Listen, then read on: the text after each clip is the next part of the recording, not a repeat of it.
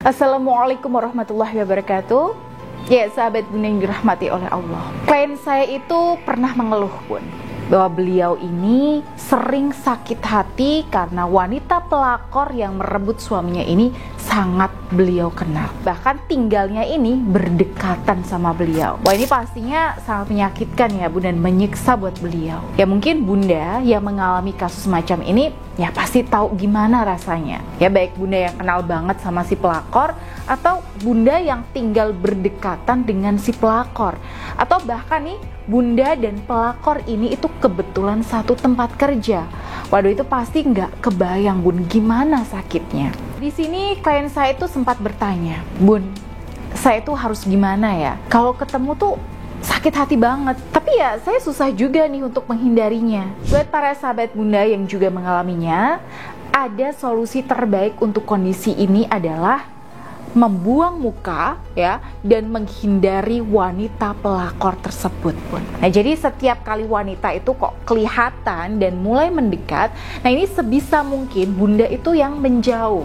Ya, selama itu bisa dilakukan, maka silahkan Bunda lakukan. Kalau perlu nih, Bun, Bunda juga tutup ya dan blokir semua akun medsosnya, biar nggak ada info update ya tentang wanita ini. Dan jangan pernah kepo soal wanita itu.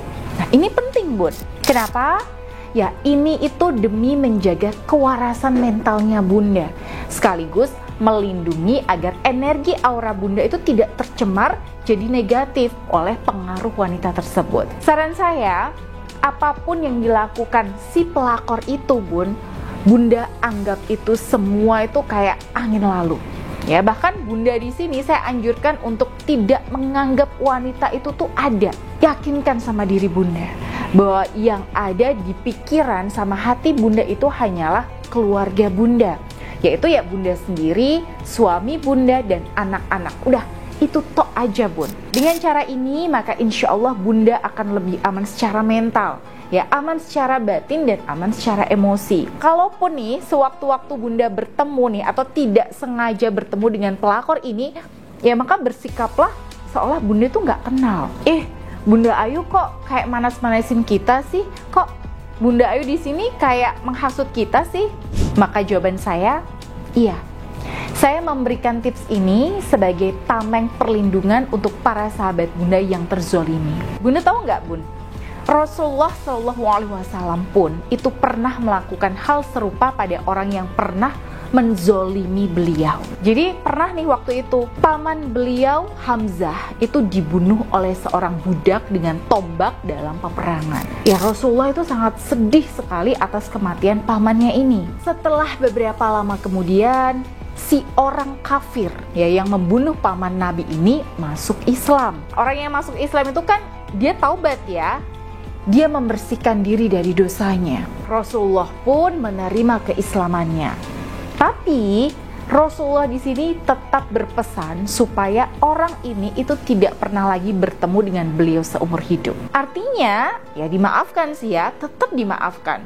Tapi yang namanya memaafkan itu nggak harus memaksakan diri kita untuk saling bertemu dan silaturahim. Nah, ini coba Bunda bayangkan aja nih, dengan orang yang sudah taubat dan insaf aja kita masih boleh menutup akses komunikasi, apalagi dengan pelakor yang jelas-jelas zolim, gak tahu malu dan gak merasa bersalah.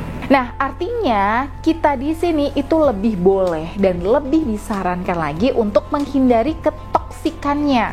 Betul nggak, Bunda? Saya di sini selalu berpesan kepada klien-klien saya yang ada di posisi ini untuk tetap fokus pada hubungan dengan suami. Jadi nggak perlu tuh, Bun, fokus ke pelakor. Kenapa? Pertama, fokus ke pelakor itu malah akan mencemari energi aura Bunda sendiri. Nah, yang kedua, suami dan pelakor itu kalau diibaratkan nih, Bun, seperti hewan atau diibaratkan sebagai seekor ular. Nah, ini pelakor ini hanyalah ekornya, sedangkan suami Bunda ini adalah kepalanya. Ya, di mana-mana nih kalau ingin menjinakkan binatang, kita harus lebih fokus ke kepalanya, bukan ekornya. Karena ekor ini tuh nggak punya daya apa-apa, Bun. Makanya dalam hal ini, jika Bunda merasa terintimidasi dengan pelakor, maka ada dua hal yang perlu Bunda lakukan. Jadi yang pertama, Bunda fokus dengan diri Bunda sendiri, ya. Fokus untuk self love dan membahagiakan diri sampai Bunda itu benar-benar udah fresh. Nah, ini bisa Bunda lakukan sambil melakukan pembersihan dan penguatan energi aura positif dalam diri Bunda. Kalau di kasus klien-klien saya itu biasanya mereka melakukan rutinitas aktivitas energi cincin Anira untuk menguatkan energi daya tariknya minimal sehari sekali. Nah, yang kedua Bunda fokus aja membangun hubungan baik dengan suami. Nah, di sini syaratnya adalah kita itu nggak boleh berharap bahwa suami itu bakal perhatian, bakal mesra, bakal sayang, dan sebagainya. Karena ketika suami masih kepincut pelakor, nah itu semua tuh kayak impossible, Bun. Makanya di sini targetnya kita ubah. Bukan supaya dicintai suami, tapi supaya hubungan kita dengan suami itu tetap terjalin dengan nyaman. Kalau saat ini kita belum bisa jadi kekasihnya suami seperti dulu, maka di sini kita perlu jadi sahabatnya dulu. Nah, nanti ketika aura positif kita semakin kuat, maka insya Allah aura negatif pelakor yang ada di dalam diri suami pun akan melemah karena ya tertutup oleh pengaruh kita. Dan insya Allah pelan-pelan nanti Bun itu akan terjadi perubahan pada diri suami sedikit demi sedikit jadi lebih positif. Prosesnya pelan-pelan tapi insya Allah permanen Bun kalau Bunda mau sedikit bersabar. Nah, itu tadi yang bisa saya sampaikan jika Bunda menghadapi situasi semacam ini. Silahkan Bunda bisa praktekkan ya. Baik, jika Bunda butuh bimbingan yang lebih intensif untuk melakukan ikhtiar lahir batin bersama saya, silahkan segera hubungi saya melalui nomor WhatsApp yang ada di sini.